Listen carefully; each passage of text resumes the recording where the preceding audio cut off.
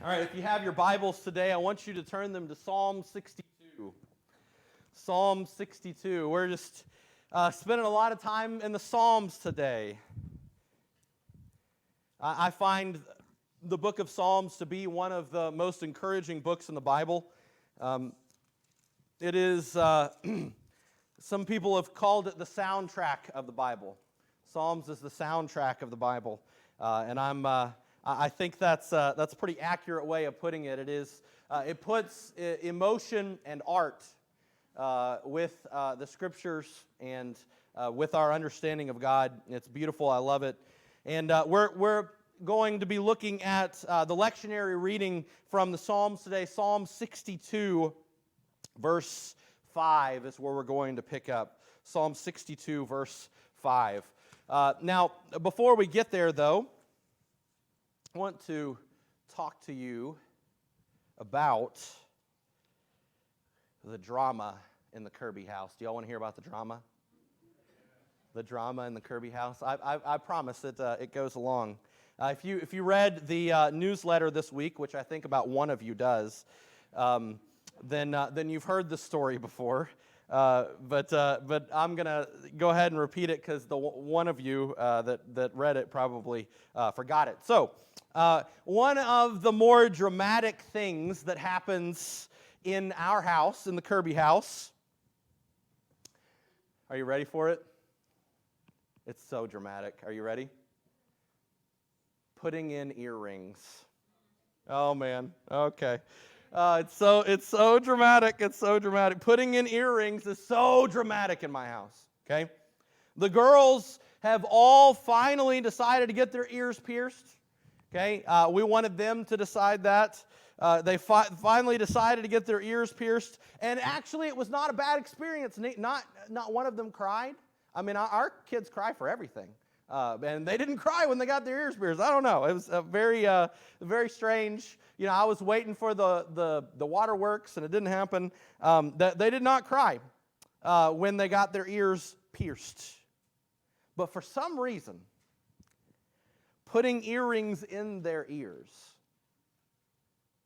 they cry the way that I would have expected them to have a needle shot through their earlobe to pierce their ear. For some reason, putting the earrings in, it leads to so much. We've dealt with tears and screams and meltdowns. Oh my, okay? I mean, I don't know, I can't describe to you the event of putting in earrings in our house.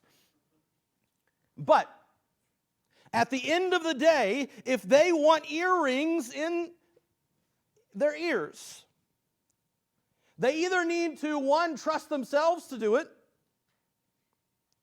or two, trust mom to do it. There is zero trust in dad to do it, okay?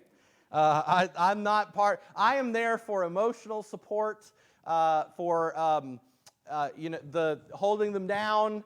I'm not there to do anything to do with putting the earring in the ear, okay? But I'm there, but they don't trust me. Currently, they have not learned to do it themselves. So, in mom, we trust. In mom, we trust. When you think about it, that trust that they have for Kristen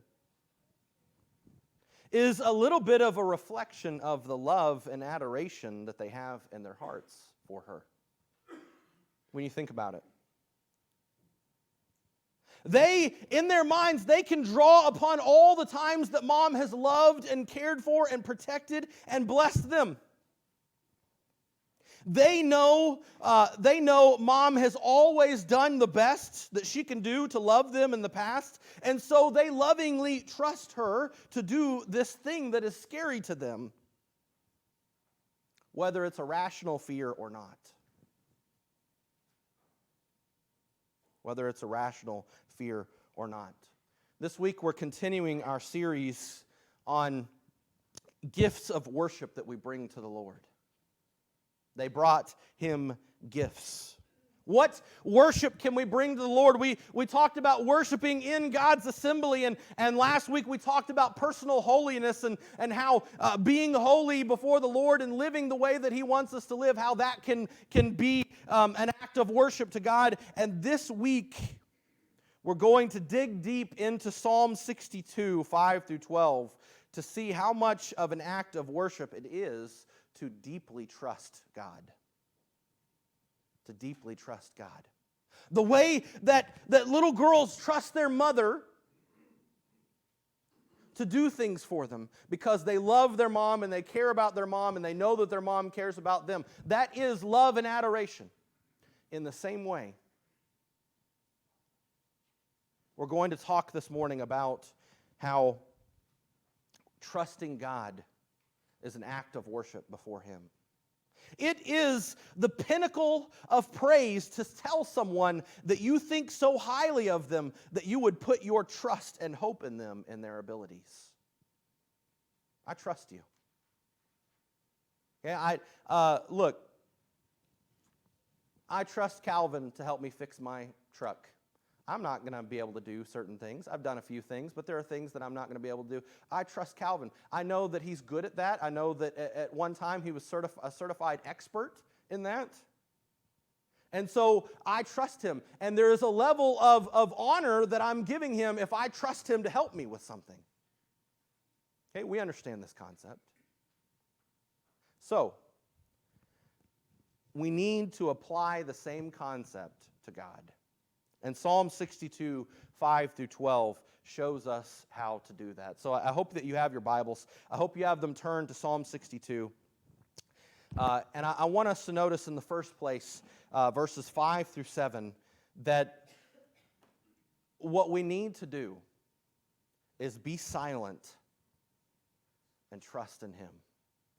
Be silent and simply trust in Him. Look at verse 5, Psalm 62, verse 5.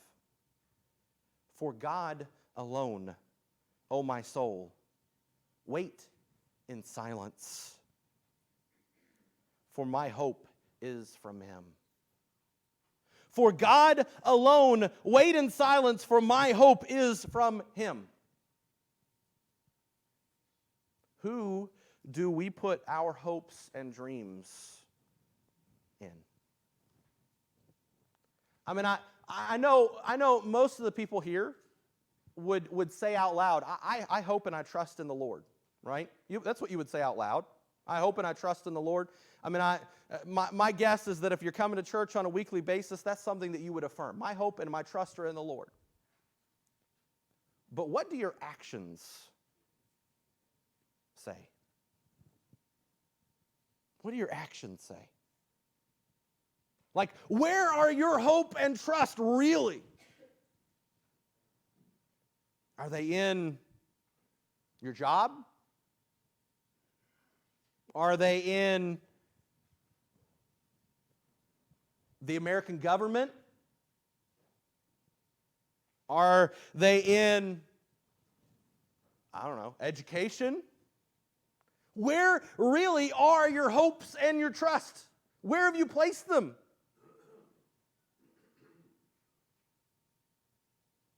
If the, let's just say, I'll just come out and say this, if the political election that's going to be happening this year, we know this year, if the political election that's going to be happening this year, if it doesn't come out the way that you want it, is there going to be a Chicken Little sky is falling moment in your mind?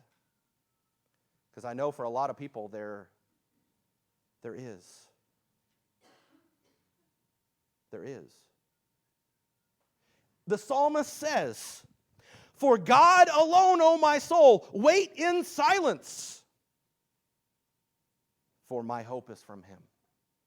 My hope is from Him. Wait in silence.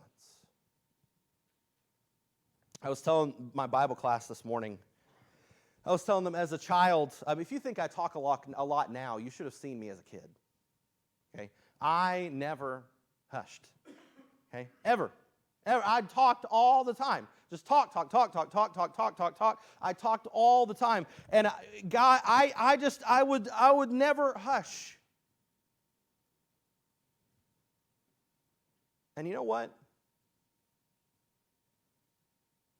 Sometimes we just have all kinds of noise going on in our lives and all kinds of things that we talk about and that we worry about, and there's all kinds of noise. And I think the psalmist here is just saying, just be quiet. Just sit in silence and trust in God. Trust in God. Then he goes on to say in verse 6, He only, remember, notice verse 5, for God alone, verse 6, He only is my rock and my salvation, my fortress. I shall not be shaken.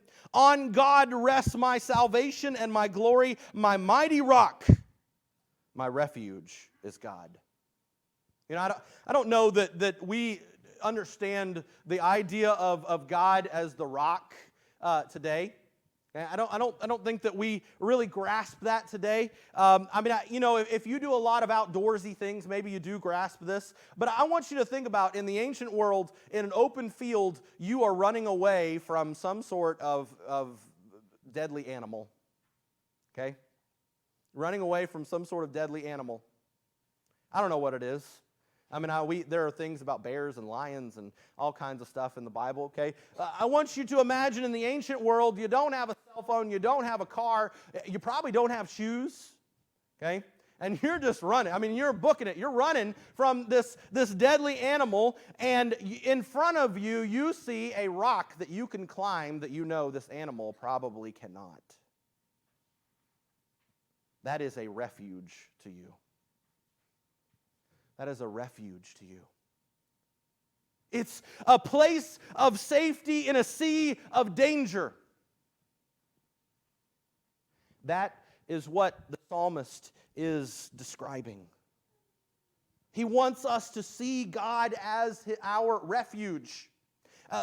See God as the place where we go for safety with trust. That's what the psalmist wants. Be silent and simply trust in Him. Simply trust in Him. But also there's this. Notice verse 8. Notice verse 8. Pour out your heart to Him. Verse 8, the psalmist says, trust in Him at all times, O people. Pour out your heart before Him. God is a refuge for us. Sometimes it's not about being silent and just trusting that God is going to take care of things. Sometimes it's not about that. Sometimes it is about the fact that you need to pour out your heart to Him and see Him as your refuge.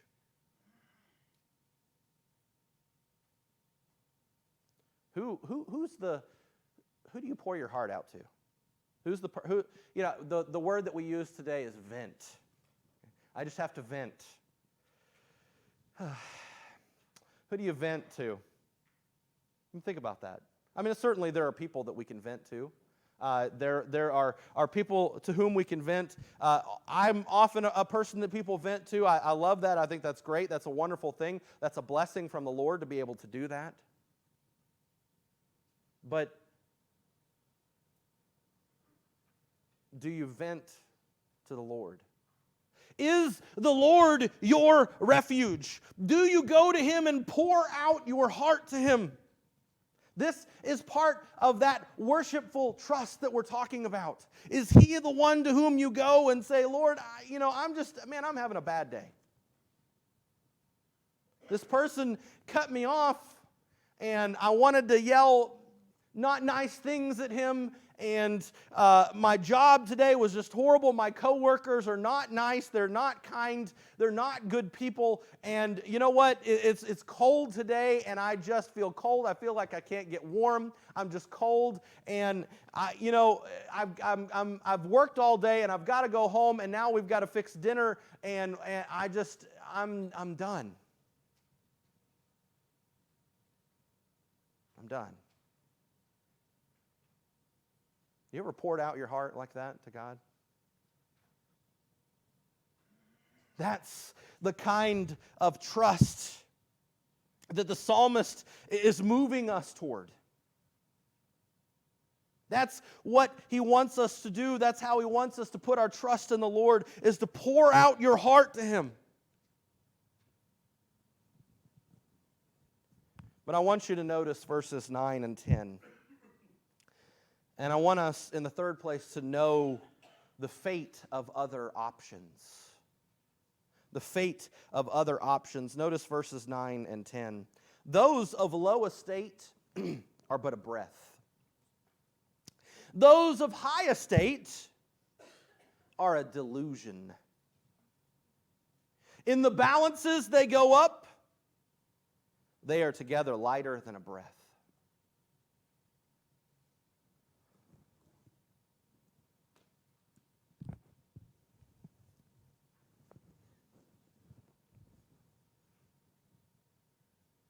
If you think that you or someone else is going to accomplish the things that you need to accomplish,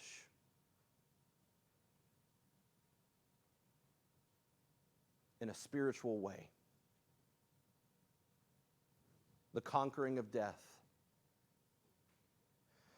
the forgiveness of sins, the answers to the big questions of life. If you think that you or someone else are going to pull yourself up by your own bootstraps and be able to do it yourself, I want us to read this verse. I want you to read this verse over and over and over again. It doesn't matter if you are of low estate or of high estate. When God puts you on the balances, they both go up and they are lighter than a breath to Him. It doesn't matter where you are, what class you're in, what kind of car you drive, what kind of house you have, what kind of clothes you wear, what kind of job you have. Doesn't matter. You're lighter than a breath. Lighter than a breath. Verse 10, put no trust in extortion. If you think, I can take care of myself if I just mistreat other people. Yeah, other people don't matter. Other people don't matter. I'll mistreat them, and that's how I'll provide. That's how I'll take care of things. Don't do that. Put no trust in extortion. Set no vain hopes on robbery. If you think, I'll just steal through life. That will make it okay. I'll cheat on my taxes every year, and I'll bamboozle other people, and that's how we'll get by. That's not the answer either. If riches increase, set not your heart on them. When I was about, probably 5 or 6 years old, maybe a little bit older than that, my dad, I think, took $100 and put it into a mutual fund. He didn't put any more in it, okay? Like what? Just like $100, okay? And I don't think he ever put anything else in it, and I've never put anything in it. But it's supposed to, I'm supposed to get that mutual fund when I'm like 35, 36, something like that. I don't know what the age was. Some sort of, it sounded like a random age. I think it's like 36. I don't know. It seemed kind of weird. But I'm supposed to get this, and I mean it's not very much. It's not like I'm not gonna go to Europe because of it. Okay, that's not gonna happen. But that check will eventually come. That check will eventually come. Set not your heart on it. No matter how big it is. That's not gonna deal with the big problems of life. It's not gonna work. Know the fate of other options. Friends, there are no other options. And so we need to be silent and trust in the Lord. Now, I know I bring this movie up a lot, and probably my biggest supporter in me bringing this movie up, he's not here this morning. Lee's not here today. He's out of town. But if you get a chance, you need to go watch. If you've never watched it, you need to go watch Monty Python in Search of the Holy Grail. It's one of the greatest movies ever made, but there is a scene in this movie that is particularly, it's one of the funniest scenes that I think I've ever seen. But if you remember, King Arthur is the subject, and he's going around trying to find knights for his round table, right? Okay, and he's in search of the Holy Grail, right? Okay, and he doesn't have a horse. There's a guy behind him that clicks coconuts together instead of him riding a horse. It's really silly. Okay, but there's this one scene where he comes up on this mud pit, and there are these citizens digging in the mud, and he says, "Hey, I'm King Arthur," and the guy in the mud pit says, "Who made you king?" Okay, and it's this whole long drawn out thing. But the conversation, you need to watch it. It's one of the funniest clips ever in a movie. But the conversation ends with King Arthur is trying to explain to this guy, "I'm your king, I'm going to take care of you, you're going to be my loyal subject, it's going to be great."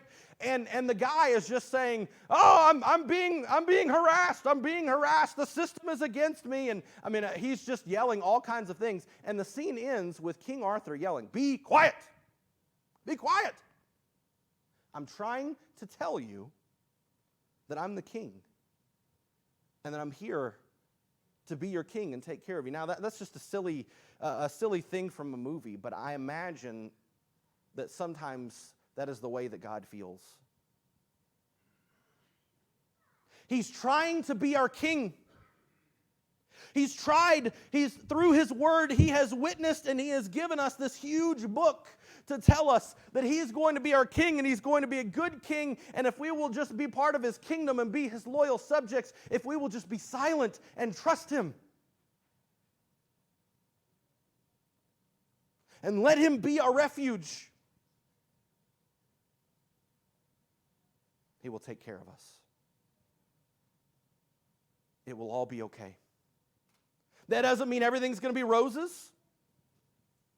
That doesn't mean that nothing bad will ever happen to us. But in the grand scheme of things, he will take care of us. All things work together for good for those that love the Lord. Romans chapter 8.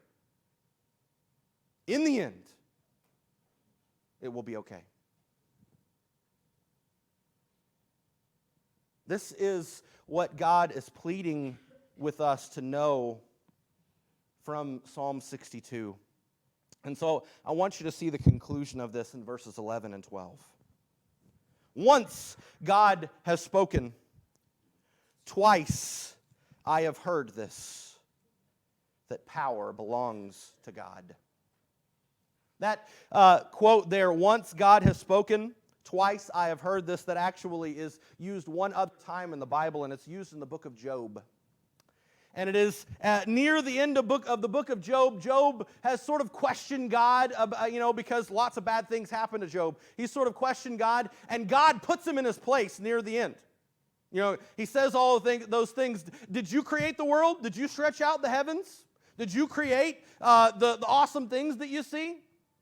Did you do that, Job?" And in Job, I think it's Job chapter 40, he says something like this: "Once I have heard this, twice. Once God has spoken, twice I have heard this." And Job says, "God, I have nothing else to say. I'll let you speak." And so I say to you today, let us have nothing else to say on the matter. No ifs, ands, or buts. Let us just say this: once God has spoken, twice I have heard this. The power belongs to God. The power belongs to God. It doesn't belong to you. It doesn't belong to me. It doesn't belong to education. It doesn't belong to your job. It doesn't belong to the almighty dollar. It doesn't belong to your boat. It doesn't belong to your entertainment. It doesn't belong to baseball. It doesn't belong to video games. It doesn't belong to movies. It doesn't belong to entertainment. It doesn't belong to celebrities. It doesn't belong to the government. It doesn't belong to the president. It belongs to God.